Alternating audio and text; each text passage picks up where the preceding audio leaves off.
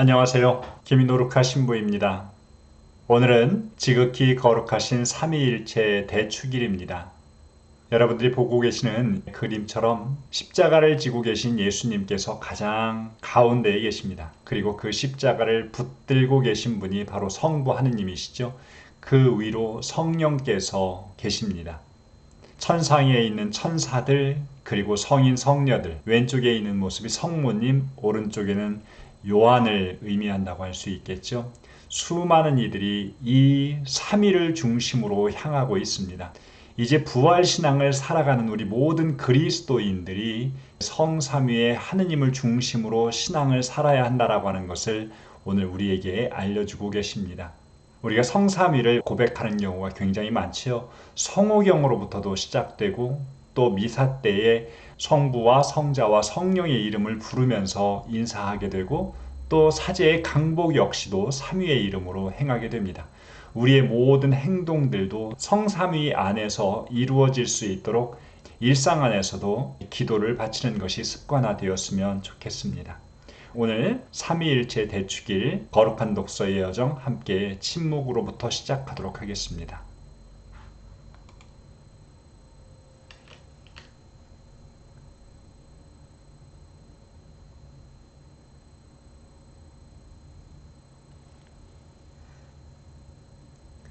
시작기도 함께 마치겠습니다. 성부와 성자와 성령의 이름으로 아멘. 말씀은 네 바로 곁에 있고 네 입에 있고 네 마음에 있다. 주님 성령의 빛으로 저희의 눈을 여시어 주님의 길을 보게 하시고 저희 귀를 여시어 생명의 말씀을 듣게 하소서. 아멘. 오늘 말씀 함께 읽겠습니다. 내가 너희에게 할 말이 아직도 많지만 너희가 지금은 그것을 감당하지 못한다. 그러나 그분 곧 진리의 영께서 오시면 너희를 모든 진리 안으로 이끌어 주실 것이다.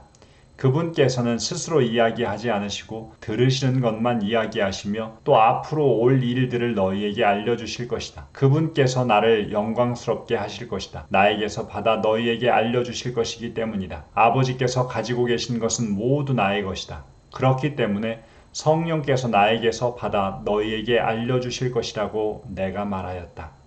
성부와 성자와 성령의 이름으로 아멘. 배경 지식 파악하기 단계로 넘어가 볼까요? 본문 구조, 그리고 진리의 영, 삼위일체에 대한 이야기 함께 나누어 보도록 하겠습니다. 본문의 구조 함께 보도록 하겠습니다. 오늘 본문은 예수님의 고별사가 이루어지는 13장부터 17장까지 이어지는 이야기 속에 포함되어 있습니다.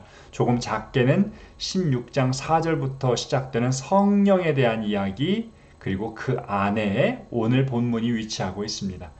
이어서는 이별의 슬픔과 재회의 약속이라고 하는 주제로 예수님께서 이제 떠나시는 부분이 소개되고 있죠. 지금 예수님의 고별사 안에서 진행되고 있다. 그러니 자연스럽게 장소 역시도 최후의 만찬의 식탁, 그리고 제자들 이렇게 함께 바라볼 수 있을 것 같습니다. 오늘의 이야기를 그림으로 표현해 볼까요? 너희에게 지금 이야기해도 너희는 감당하지 못할 것이다 라고 하는 이야기를 하십니다. 사실 할 말이 많다, 감당하지 못한다라고 표현하신 이 이야기는 아직 예수님께서 알려줘야 될 것이 많다라고 하는 내용이 아닙니다. 제자들이 아직 이해하지 못한다라고 하는 부분이 핵심적인 내용입니다.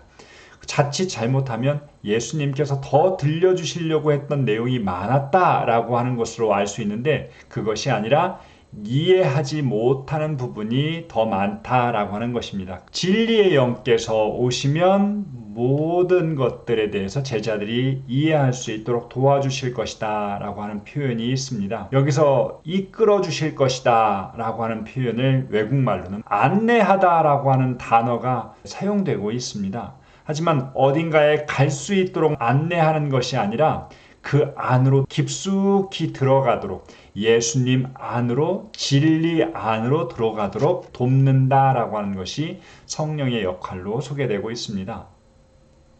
성령께서는 들은 것만을 이야기하시고 또 앞으로 올 일들에 대한 이야기를 하시는데 여기서 앞으로 올 일이라는 것은 미래에 대한 단순한 예언이 아니라 십자가 사건에 대한 이야기를 해주실 것이다. 오늘 복음에서 성령의 특성이 소개되고 있지요. 들은 것만 이야기하시는 분, 그리고 앞으로 올 일에 대한 이야기. 성령은 성령 자체에 대해서 말하지 않습니다. 독립적으로 일하지 않습니다. 이제 성령께서 예수 그리스도에 관련된 내용들을 소개하실 것이다. 그리고 성령께서 예수님을 영광스럽게 하실 것이다 라고 하는 부분을 우리가 주목해서 들어야 합니다. 사실 요한복음에서 우리에게 익숙한 영광이라고 하는 것은 하느님께서 예수님께서 하느님을 영광스럽게 하시는 것인데, 오늘 여기서는 특별히 성령께서도 예수님을 영광스럽게 하신다라고 하는 부분이 소개되고 있습니다. 어떻게 영광스럽게 하시는가? 곧 사람들을 진리 안으로 예수님께로 들어오도록 함으로써 예수님의 영광을 드러내는 데 기여한다라고 하는 부분들을 우리가 살펴볼 수 있겠습니다. 오늘 이런 이야기가 전체적인 본문의 내용으로 소개되고 있습니다. 짤막짤막 다 끊어지는 부분이기 때문에 여러분들이 키워드를 중심으로 해서 기억하시면 좋을 것 같습니다. 이어서 배경 지식으로 진리의 영이라고 하는 표현에 대해서 알아보면 좋을 것 같습니다. 할 말이 많지만 감당하지 못하기 때문에 진리의 영께서 오셔서 진리 안으로 이끌어 주실 것이다. 구약 성경에서는 진리는 율법을 의미하는 것이었습니다. 시편에 이런 구절이 나오죠. 당신의 진리 위를 걷게 하시고 저를 가르치소서. 이제 신약 성경으로 넘어오면서 예수님의 가르침이 진리이고 또 당신 자신이 진리라고 계시하십니다. 나는 길이요 진리요 생명이다. 성령은 예수님의 가르침 안으로, 그리고 더 궁극적으로는 예수님의 삶으로 이끌어 주신다는 것이죠. 진리의 영이 우리에게 지금 함께하고 있다라고 하는 것을 알 수 있는 표지들이 있습니다. 그것은 우리가 진리에 대해서 궁금해하도록 한다는 것, 그리고 진리에게로 다가서게, 진리를 실천하게, 진리에 머무르게 한다. 여기에 예수님이라고 하는 단어를 집어넣으면 좋겠죠. 예수님의 가르침도 예수님의 삶도 포함될 수 있겠습니다. 예수님에 대해서 궁금해하고 다가서고 실천하고 머무르는 것, 이 모든 것이 바로 진리의 영께서 우리를 도와주시는 부분입니다. 삼위일체에 대한 이야기 함께 나눠봅시다. 성부 하느님, 성자 하느님, 성령 하느님, 세 분이 계시는데 세 하느님은 한 분이시라는 것입니다. 세 위격이지만 한 실체라는 것. 도식으로 표현하면 이렇게 될 수 있겠죠. 아버지, 성자 하느님, 성령 하느님이 독립된 존재이다. 이런 표현들이 나오는 이유는요, 과거의 이단 가운데에서는 구약 성경에서는 성부 하느님의 모습으로, 신약 성경에서는 성자 하느님의 모습으로, 또 그 이후에는 성령 하느님의 모습으로 활동하신다라고 하는 이단들이 있었습니다. 그것을 양태론이라고 이야기하지요. 그리고 또 어떤 이단은 하느님은 세 분이다 라고 하는 이단도 있었습니다. 하지만 한 분이신 하느님을 삼위로, 삼위를 한 분의 하느님으로 흠숭하되 각 위격을 혼동하지 말아야 하며 그 실체를 분리해서는 안 된다는 것이 가톨릭 교회의 가르침입니다. 요즘은 이단들이 하도 많아서 자기 자신을 성부 하느님이라고 자처하는 이들이 우리나라 안에만 20명이나 돼요. 그리고 성자 하느님이라고 자처하는 이들이 50명 정도, 그리고 성령이라고 자처하는 사람들이 한 40명 됩니다. 전 세계적으로 따지면 얼마나 많을까요?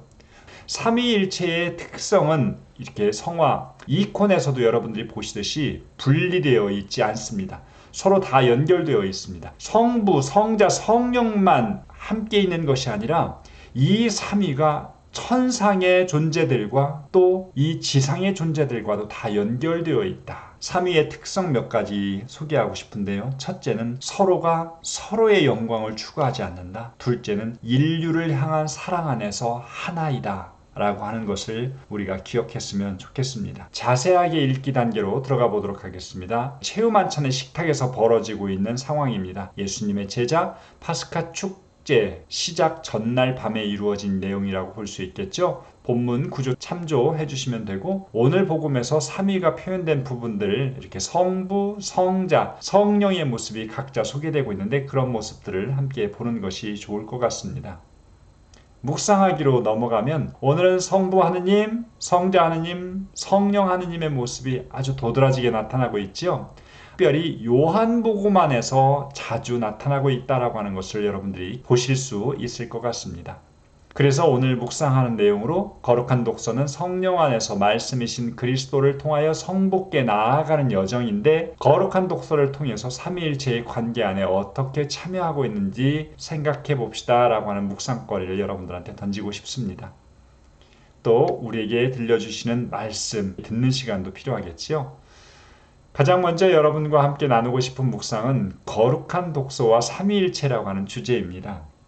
거룩한 독서는 하느님의 말씀을 나의 삶 안으로 가져와서 그것을 기억하고 살려고 노력하는 여정입니다. 단순히 말씀 속으로만 들어가는 것이 아니라 이 말씀을 가지고 세상으로 나아가서 세상에서 하느님을 만나는 것, 이것이 거룩한 독서의 여정이고, 그걸 다른 말로 관상이라고 부르지요. 하느님을 보는 것, 세상 안에서, 나의 일상 안에서 성삼 위에 하느님을 만나는 것이 관상인데요. 성경 안에서 우리가 성부, 성자, 성령의 모습을 만나야 합니다. 마치 사진으로 보는 것과 같아요. 사진으로 본 성부, 성자, 성령 하느님을 나의 실제 삶 안에서 만날 수 있어야 한다는 것이죠. 과연 삼위일체 하느님을 어떤 모습으로 우리가 만날 수 있는가? 이것 역시도 삼위일체의 신앙을 고백하는 성화인데요. 이 성화에서 바라보시면 이 푸른 옷들은 우선 신성을 의미한다고 볼 수 있고요. 이 손에 들린 지팡이, 이것들은 권위를 나타냅니다. 아브라함과 사라가 나그네 3명을 이렇게 마주했던 장면처럼 성부, 성자, 성령이 소개되고 있습니다. 가운데에 계신 분이 예수님이세요. 그래서 손가락으로 가운데에 있는 그릇을 가르치는 것 같습니다. 또 우리가 볼 때 왼쪽에 있는 분이 성부 하느님이시고 오른쪽에 계신 분이 성령 하느님이십니다. 이들의 눈빛을 보십시오. 서로를 향해 있습니다. 모습들도 그렇게 누군가를 향해 있지요. 이것이 삼위일체의 핵심이라고 일컬어지는데, 가장 중심은 이 가운데에 접시같이 생긴 잔이 있다는 것입니다. 바로 이것이 예수 그리스도께서 지셨던 십자가의 잔, 우리에게 당신을 먹거리로 주신 성체 성혈의 잔이라고 표현할 수 있는 것이죠. 서로가 서로에게 자기 자신을 내어주고, 또 그것의 구체적인 표가 바로 예수 그리스도께서 우리를 향해 내어주셨다라고 하는 것입니다. 다른 말로 하면 서로를 향한 사랑, 그리고 인류를 향한 사랑, 이것이 삼위일체의 핵심이라는 것입니다. 구약에서부터 하느님께서 인간을 사랑하셔서 창조하셨고, 그 사랑하셨던 인간이 죄에 빠져서 구원으로부터 멀리 떨어져 나왔을 때 성자 하느님을 통하여 우리를 구원하십니다. 그리고 성령을 통하여 예수 그리스도께로 향하도록 만들어줍니다. 거룩한 독서의 여정, 이것은 삼위일체의 신비를 더욱더 가까이에서 마주보는 하나의 사진을 보는 것과 같다라고 하는 것이고, 이 사진은 성경에서만 보는 것이 아니라 내어주는 삶 속에서, 사랑의 삶 속에서 체험될 수 있어야 할 것 같습니다. 이어서 묵상하고 싶은 내용은 감당하지 못한다라고 하는 표현입니다.